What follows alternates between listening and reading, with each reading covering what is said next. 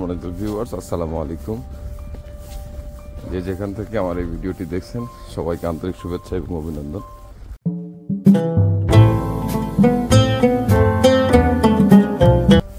আপনারা জানেন যে আমরা সকালে কোথায় যাই? কাজে যাই, কোম্পানিতে যাই। হ্যাঁ, তো সারা রাতই তুষারপাত হয়েছে। আমরা তুষারপাতের ভিতর দিয়ে কাজে যাচ্ছি। এটা যে একটা সুন্দর অনুভূতি, হ্যাঁ, এটা দেখার জন্য আমি ভিডিওতে আসলাম। তুষারপাত হচ্ছে কিন্তু, হ্যাঁ, তুষারপাত হচ্ছে। এক ভাই আসতেছে, সে কাজে যাবে এখানে। তো প্রশ্নটা হলো এরকম যে আপনারা বলতে পারেন যে এই শীতের মধ্যে কিভাবে কাজে যাচ্ছে। আসলে আপনি যে দেশে যান না কেন, সেই দেশের অবস্থান অনুযায়ী সেখানে প্রোটেকশনের ব্যবস্থা আছে। সেম এখানেও তাই, হ্যাঁ, প্রোটেকশনের ব্যবস্থা আছে। মানে আপনার জিরোর যদি জুতা পরেন, জিরোর যদি জ্যাকেটটা পরেন, তাহলে আপনার শীত লাগার কোনো কথা না, এবং শীত লাগেও না। এই যে আপনার বরফ পড়তেছে। আর এখন কয়টা বাজে আপনারা হয়তো জানেন না। এখন 5টা বাজে। 5টা, সারা রাত এইরকম যেরকম দিন দেখছেন এইরকম দিনের মতো, হ্যাঁ। আর অন্যান্য সকল বিষয়গুলো নিয়ে আপনাদের সঙ্গে পরবর্তীতে কোনো এক ভিডিওতে আমি আলোচনা করব। বাইরে ঠান্ডা, হাতে গ্লোভস লাগানো নাই, একটু ঠান্ডা লাগছে। হ্যাঁ, এখন -21 চলছে। তো সেই অবস্থায় আমি ভিডিও করছি। আপনারা দোয়া করবেন এবং অন্যান্য যত ইনফরমেটিভ ভিডিও, অন্যান্য তথ্য আপনাদের যদি জানা থাকে বা কোনো কিছু প্রয়োজন হয়, আমার যেহেতু হোয়াটসঅ্যাপ গ্রুপ আছে এবং টেলিগ্রাম গ্রুপ আছে, আপনারা গ্রুপে জয়েন হয়ে সেখানে জিজ্ঞেস করবেন, আমি অ্যান্সার করার চেষ্টা করব। ঠিক আছে? গাড়িটার কি অবস্থা দেখেন, হ্যাঁ, এই যে গেট যা আছে সব কিছুই অবস্থা অত্যন্ত আসলে একটা সুন্দর মুহূর্ত। এই মুহূর্ত বলার নয়, হ্যাঁ, এই আর কি।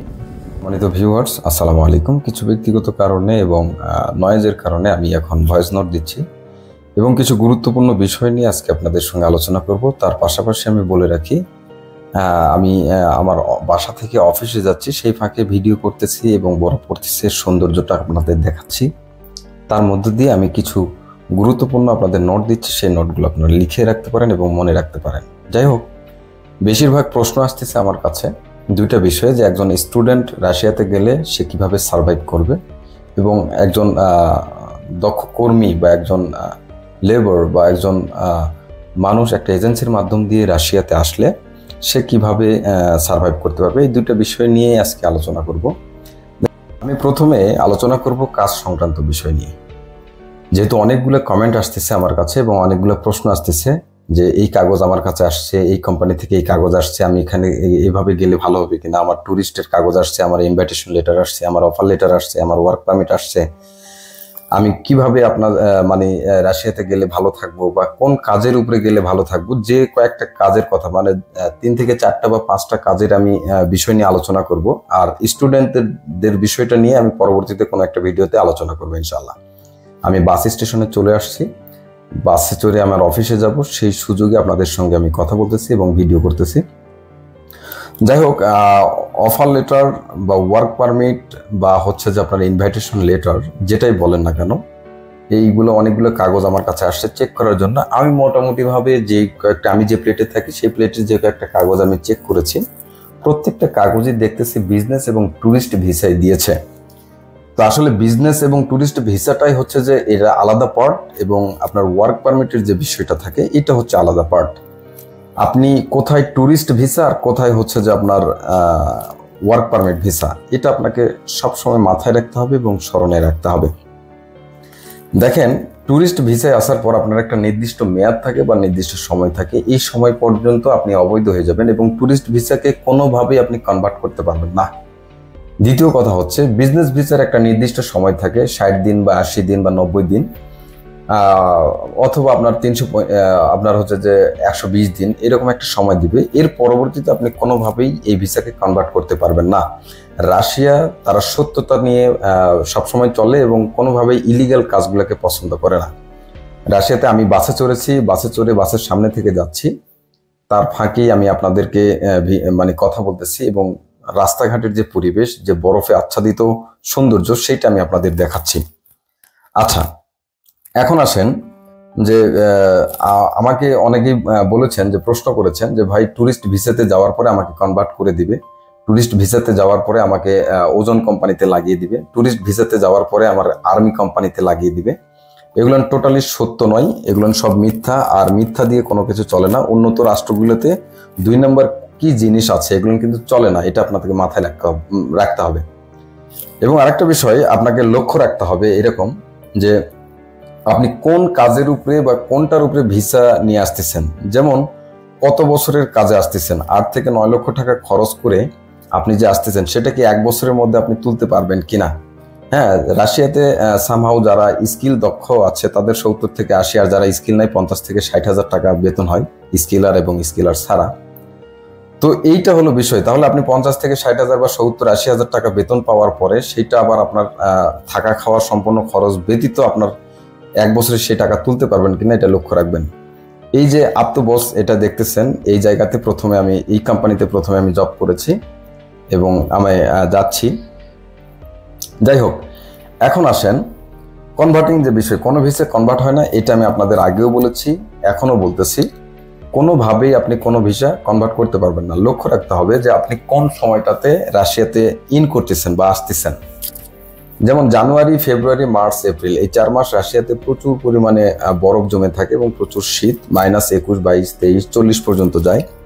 তো এখন দেখতেছি এখন 10 ইঞ্চি, পরে 20 ইঞ্চি, 25 ইঞ্চি, 30 ইঞ্চি পর্যন্ত আপনার হচ্ছে যে বরফে জমে যেতে পারে, যা একজন বাঙালির কাজের জন্য অত্যন্ত কষ্টের। এই সময়টা সবসময় একজন বাঙালির মাথায় রাখতে হবে শীতের বিষয়টা। আর রাশিয়াতে এরা কয়েকটা বিষয় আছে, যেমন এরা কুকুর পালতে খুবই পছন্দ করে। প্রচন্ড ঠান্ডা, এই ঠান্ডার মধ্যে আপনি যদি ওয়েল্ডারের কাজে আসেন তাহলে আপনি বাইরে এই অবস্থায় কাজ করতে পারবেন কিনা।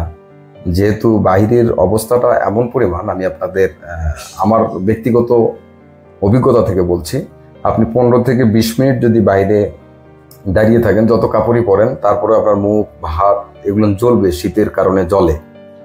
এই হলো বিষয়। এখন আসেন যে আপনি সমস্যায় কি কি ভুগতে পারেন। প্রথম সমস্যা হচ্ছে যে আপনি আপনার কি বলে যে আপনি শীতের কারণে প্রচন্ড যদি অভ্যস্ত না থাকেন, তাহলে শীতের কারণে প্রচন্ড আপনি হচ্ছে যে কষ্ট পাবেন। আর দ্বিতীয় হচ্ছে যে আপনি খাবারের যে একটা সমস্যা, এরা শীতের সময় প্রায়শই আপনার বাইরে বের হয় না, সবগুলো আপনার ফুড ডেলিভারি বা ইয়ান্ডেক্স থেকে খাবার এদের খাবার মতো খেয়ে থাকে। আর এখানে আপনি আপনার মতো করে খাবার খাইতে পারবেন না। হ্যাঁ, এখানে ফার্মের মুরগির ডিম বা ফার্মের সম্পূর্ণ কিছু চাষাবাদের হয়ে থাকে। তো সেই জায়গা থেকে আমি আপনাদের বলবো যে আপনাকে এমন একটা বিষয় নির্ধারণ করতে হবে বা এমন একটা বিষয়ের উপরে আপনাকে চিন্তা ভাবনা করে রাশিয়াতে আসতে হবে, যেটা আপনার পরবর্তীতে কোনো প্রবলেম ফেস না করতে পারেন।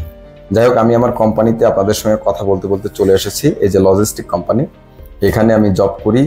এখানে আমার সকাল 7টার দিকে আমাকে উপস্থিত হতে হয়। আমার ডিউটি হচ্ছে 10 ঘন্টা। আমি অফিসে ঢুকতেছি এবং অফিসের সামনে বরফ পড়ছে। আমার এই এক বড় ভাই বাংলাদেশের, ওনার নাম হচ্ছে রুস্তম। উনি এবং আমার ওই পারে যিনি আছেন বস, উনি সহকারে বরফ পরিষ্কার করতেছে। শেষ করছি।